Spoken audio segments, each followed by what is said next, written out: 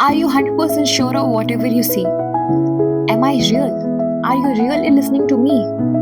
What if I'm a dream?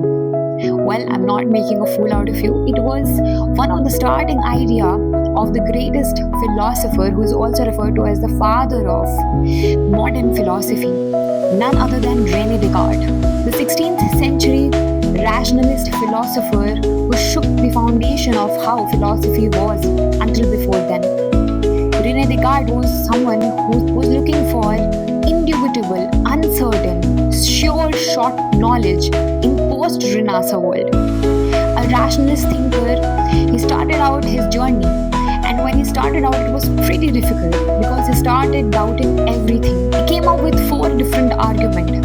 He started doubting everything, and he doubted sensory experience to be first. Yes, sensory experience can be doubted. You hallucinate. There are dreams.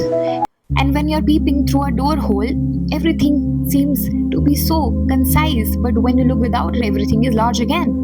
When you have jaundice, everything looks yellowish in color, but that is not really so. So from doubting his sensory experience, he started doubting his dreams too, because in dreams everything looks so real. There is no difference between your dream and the external world in your dreams. It is only after waking up do you realize that it was a dream and not the real external world. In dreams, the external world and the dream is the same, so I can doubt the external world too.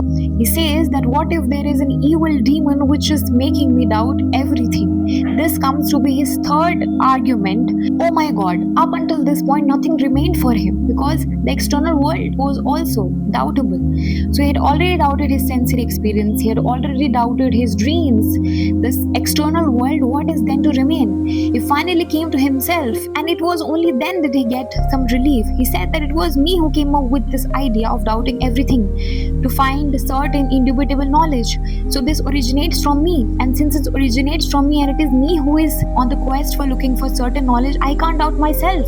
Cogito ergo sum. I think therefore I am. And that is how whole philosophy changed, which led to an anthropocentric approach to philosophy and philosophizing and rationalizing over things.